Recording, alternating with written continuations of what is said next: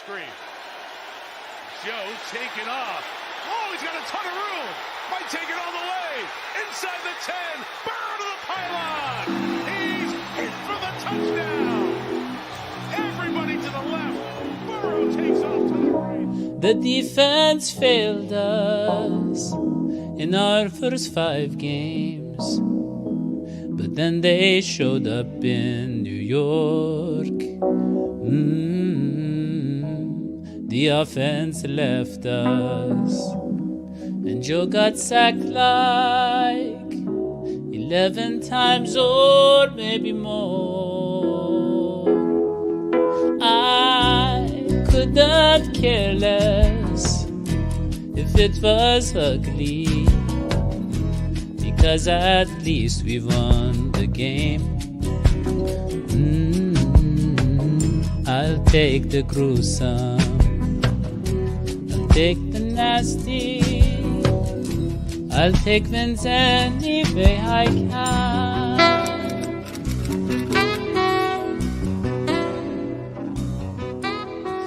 All right, welcome to... I need you to know that you will always be. Bonus verse. Yeah, well, bonus verse, we're going to talk about that, but it is available to our patrons on Patreon.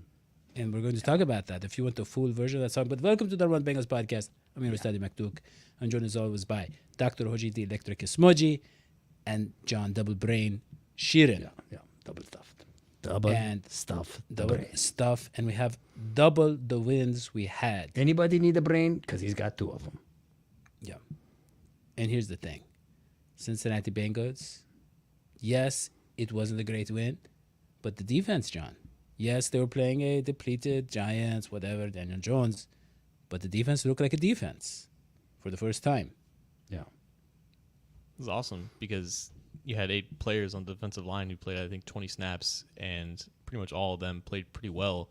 It was telling, I think, when they had both J.T. Fele and Lawrence Guy be healthy scratches in this one, because then you had McKinley Jackson in his second ever game, playing like a decent role out there, and he looked like he belonged. So it was the first time, I think, all season where you had a competent rotation of guys subbing in and out of the game, and you weren't overworking Trey Hendrickson, you weren't overworking Sam Hubbard, and Trey Hendrickson ended up beating, Andrew Thomas is one of the best left tackles of the game for a couple times, getting a sack on him. So when he's playing well and rested, and you have everyone else, pitching in. Sheldon Rankins with his first really good pass rushing win of the season against Daniel Jones in the end zone. B.J. Hill showing out in his revenge game against the team that traded him away, pretty foolishly 3 years ago. Pretty much the entire defensive line played well. They didn't play lights out, and the Giants' offensive line is nothing really to be writing home about aside from Andrew Thomas. But it was the first time where the defense had a competent rotation up front, and it made everything else kind of work well behind them because the secondary wasn't covering as long.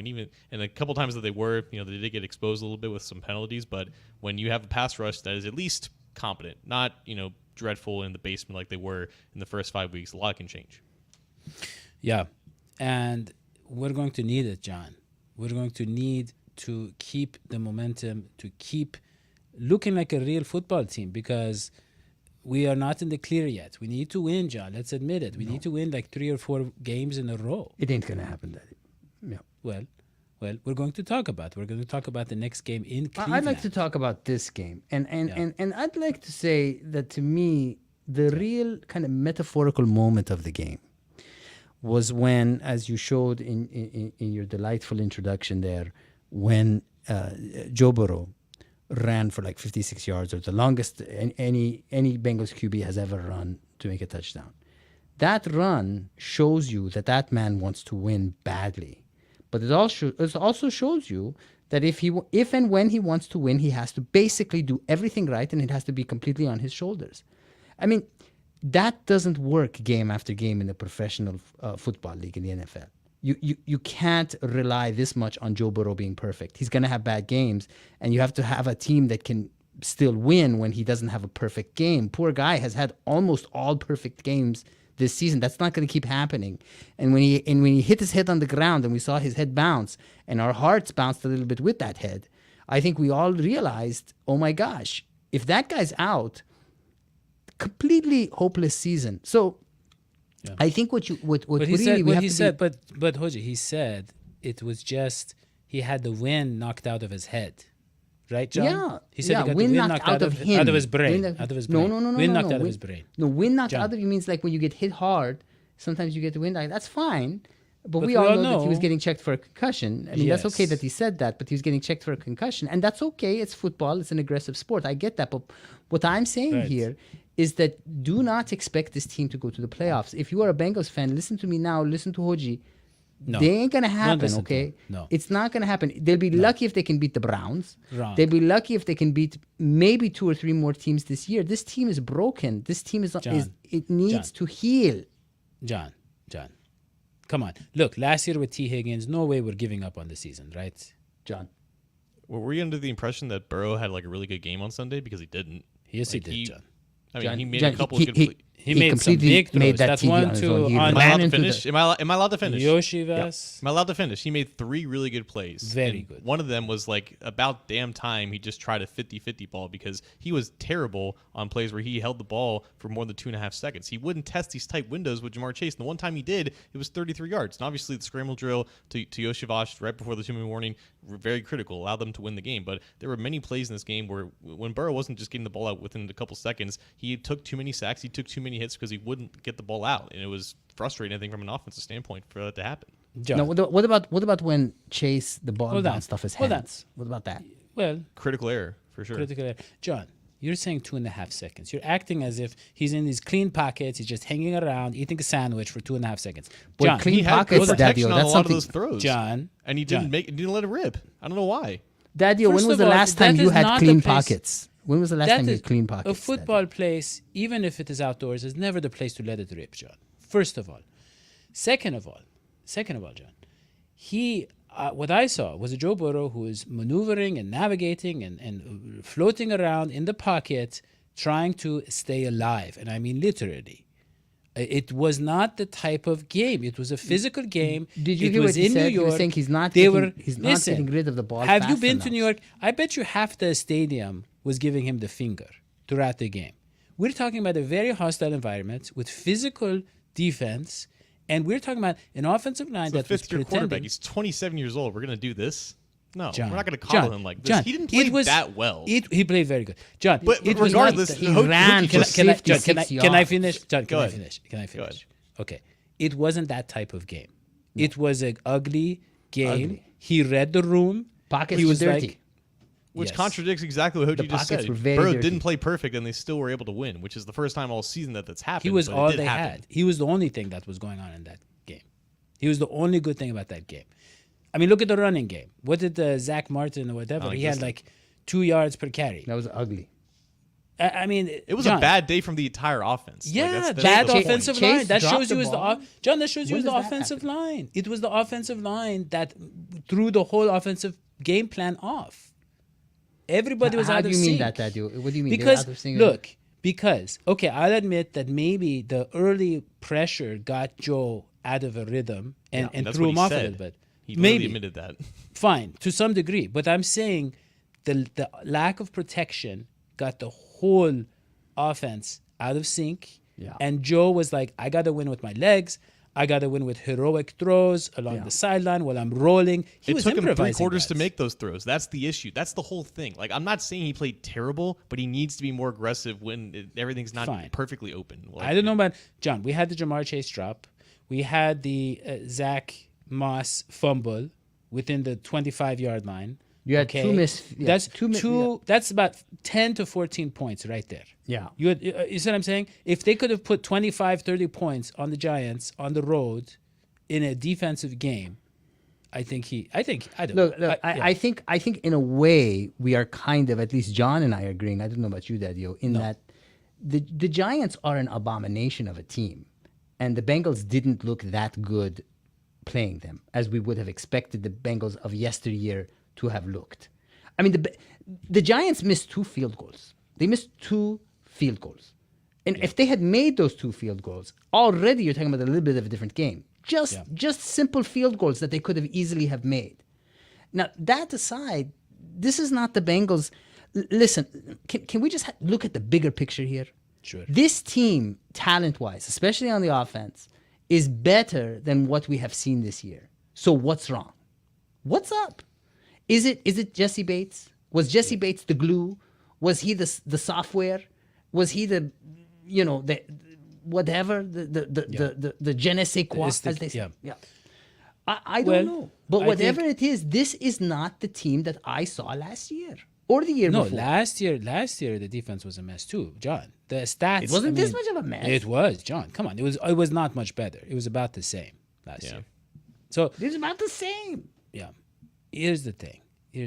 This team, John, it's coming together. The defense, like you said, Sheldon Rankins, he's back. There's a lot that's happening now. I think Cam Taylor-Britt, I don't think he's an elite corner. I think he's solid. And I think... Well, he's got to stop. Can I just say, please, no more pass interference, Cam Taylor-Britt. I'm sick of that. That's the sign of a really poorly coached team. I'm surprised that Lou is letting this happen. He played that really well, though. That flag was, kind of bang. I don't really blame him that much for it. You don't? But, I mean, the Kansas City game. The DJ Turner one that broke my heart. The Kansas City game all gone to pieces because of a pass interference call. I'm sick of these pass. A well-coached team doesn't get pass interference calls at critical moments. Why don't... I don't agree with the DJ Turner one was ridiculous. You agree, John? That was like... Because the guy... didn't turn around and just... maul the guy in the end zone? He didn't maul the guy. The guy got his arms on him. He was stuck. He was stuck between the guy's body. He's never not going to get that the call. Stuff in Dadio's it's pockets. just the optics of that play is always going to be pass interference. I don't know. You got to play the ball a little bit better. That's okay, what about the Cordell Wilson one? That was not a hold. There wasn't even enough time. Wasn't holding. No, there was enough time for him to hold. That was not a good call. It's a terrible call. But here's the thing. Yeah, Jordan Battle, John. I don't know how many snaps he got, but I saw him on a few more plays. He seemed to be on the field a little more bit comfortable. More. And that was great because if we have Jordan Battle and we have Cam Taylor-Britt gets his confidence back, and we have Sheldon Rankins, and we have Sam Hubbard. I don't know what happened that game, but Sam Hubbard was moving. He was actually looked good. He looked like a football playing player. Offense. I know. Yeah. When they brought him in, although I think that play didn't go anywhere from what I remember. They brought him in. No, that was the play that got called back from the Wilson holding, unfortunately. Yeah. But it was exciting. I think we're all big Sam Hubbard fans.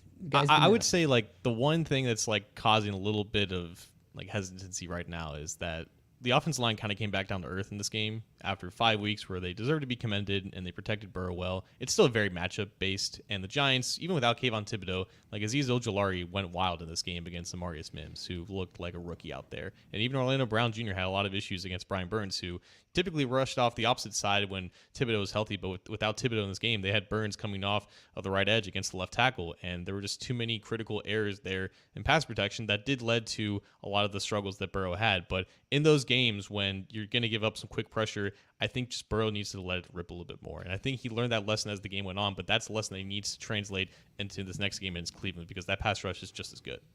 Well, let's be honest. I was trying to say this back when we had Zim on the show and we were talking. I always get the Browns and the Ravens mixed up because I'm old and the Ravens are the Browns to me. But he always does really poorly against the Browns. Joe Burrow, he plays 1-5. Like a timid little kitten against the Browns. Well, it's the pass rush. Look, it's the same it's thing not with just the pass Steelers. Rush. John. They can pick him off easier than any other team. I've noticed that. It all starts up front. If the offensive line is having a bad day, Joe Burrow wants to save the day. Normally, that's the thing, John.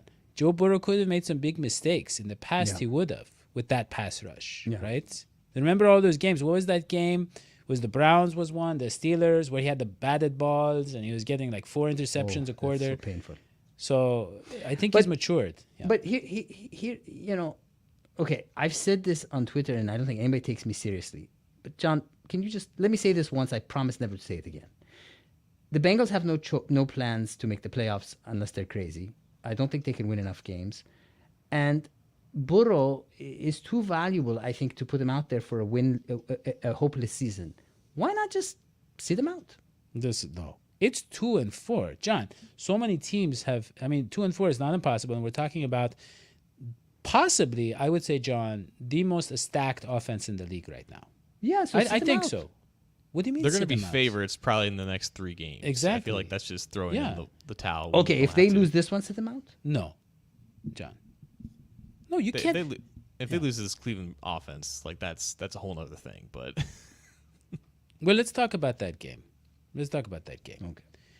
But before we do, I want to keep people up to date about what we are doing at TNH Sports. Yeah, so much. The number one Bengals podcast. Yes. Yeah.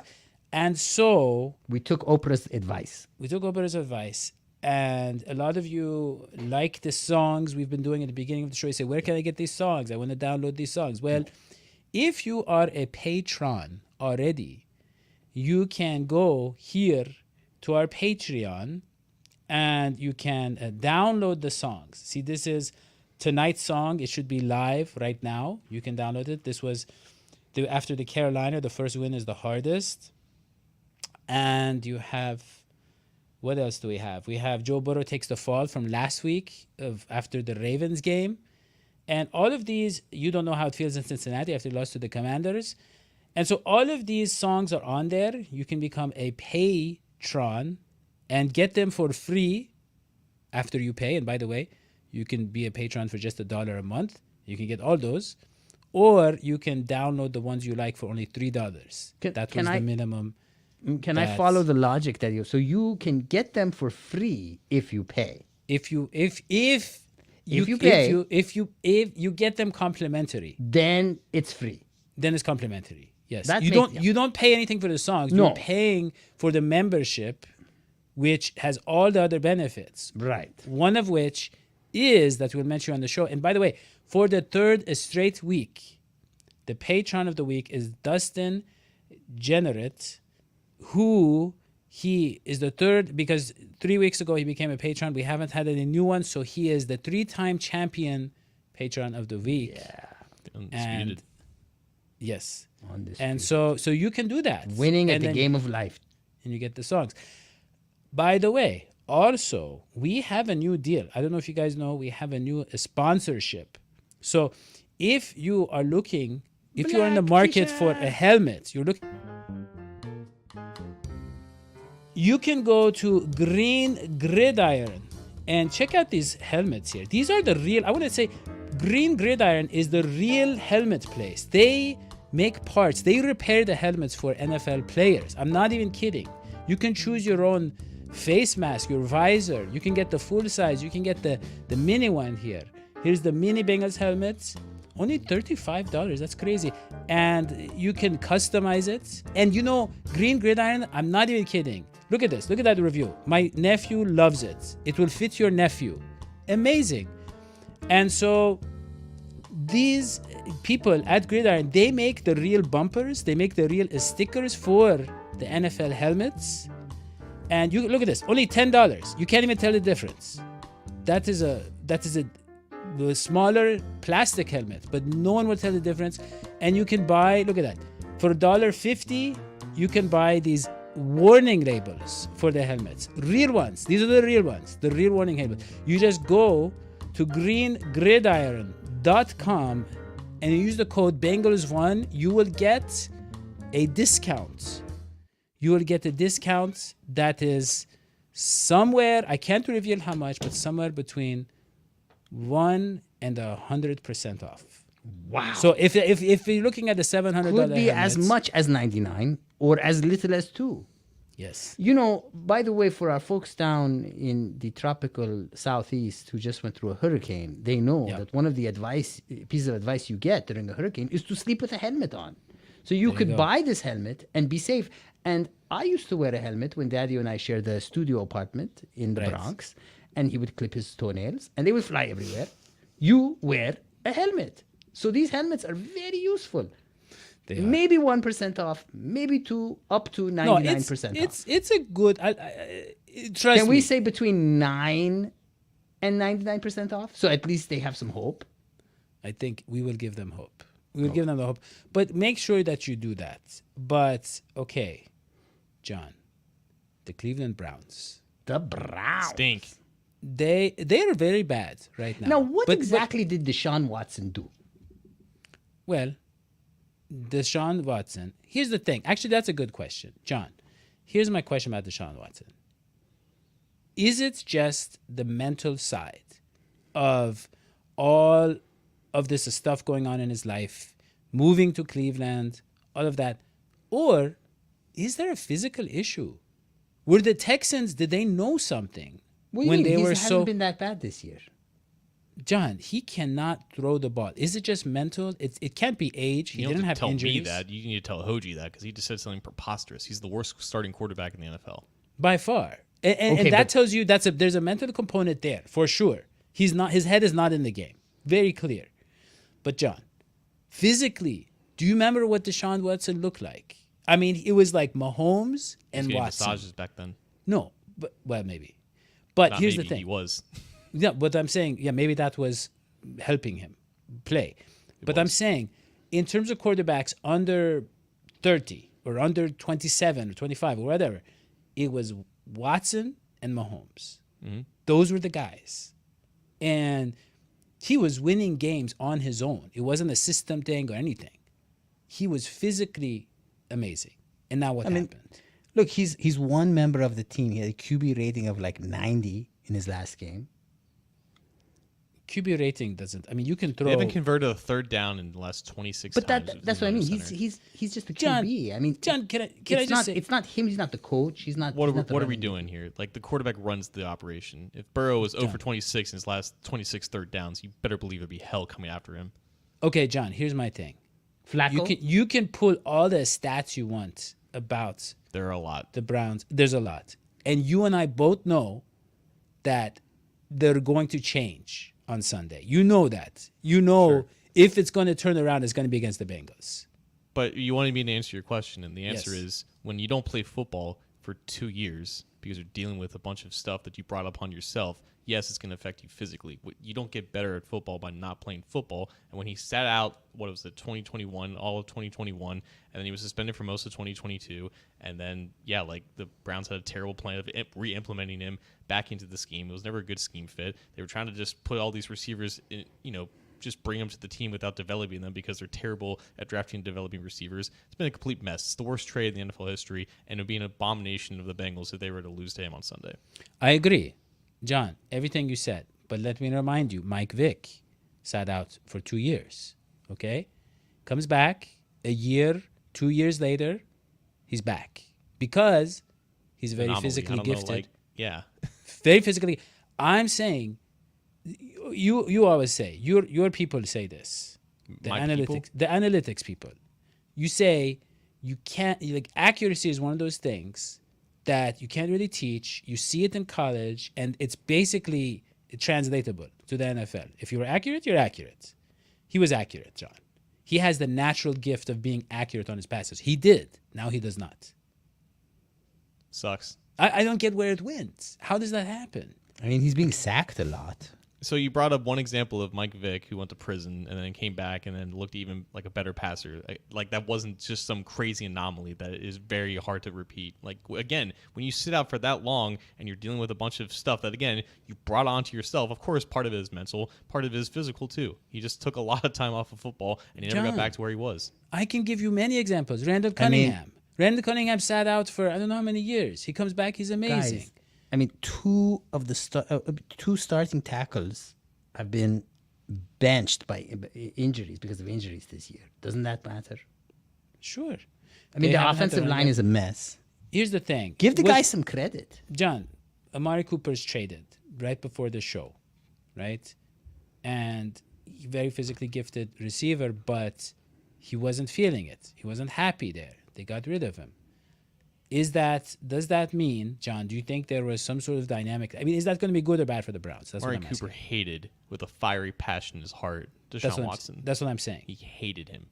So I would too. So what I'm saying is that could be the key to them turning it around on offense. Why? Who do they have? They have I'm Jerry Jeudy, very Elijah scared. Moore. I'm very scared I mean, of the Browns. He had I- shoulder okay. surgery. I understand what you're saying. I don't think the Browns are going to put up 0 points against the Bengals. It's going to be somewhat close. Sure. I think Nick Chubb coming back and rushing like 5 or 10 times, whatever. Like if he's healthy enough to play, I'm sure he'll be fine.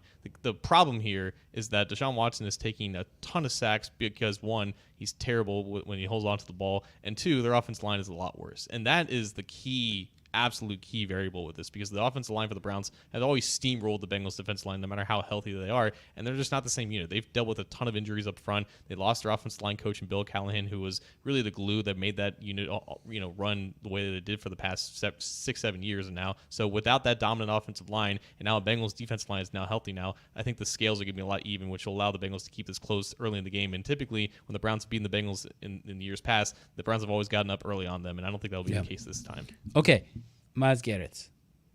Can Mims handle him?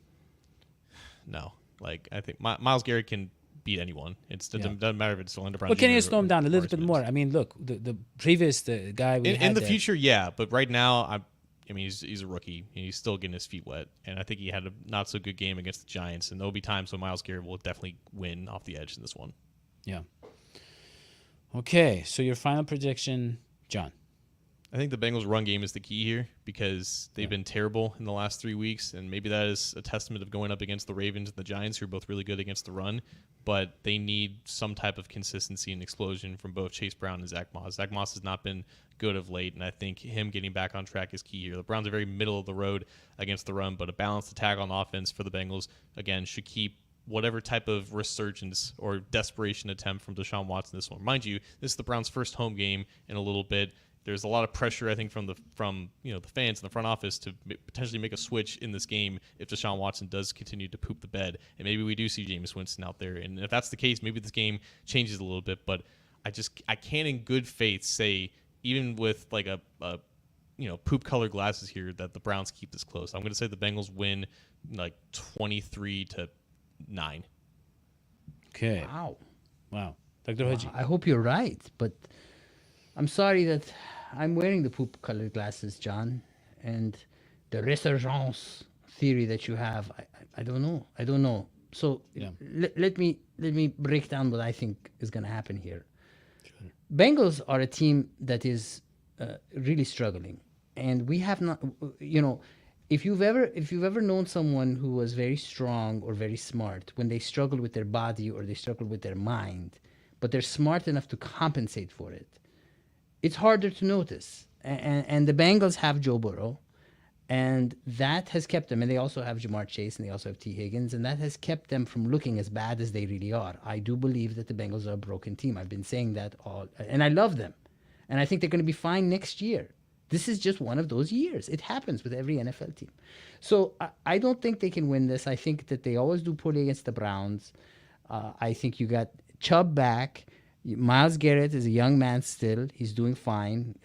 I think what you're going to see is a pretty close game up until the end. And unfortunately, I think you're going to see one other pass interference call that's going to ruin it for the Bengals, who will lose the game by 3 points. And that is my horoscope. Wow. Okay, well, I actually agree with Dr. Hodgie here. Thank you. Yeah.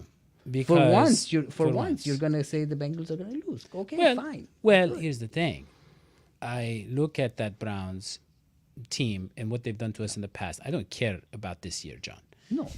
Why should you? It's only the team that's going to be playing on Sunday. Exactly. Yeah. Exactly. Let's talk about how many times, 30 John, years have ago. how many times have we played the Browns when they were like 2-7 and we were a playoff team and they've won? And Baker Mayfield had his best game. They were like, Baker Mayfield needs to be benched. This is crazy.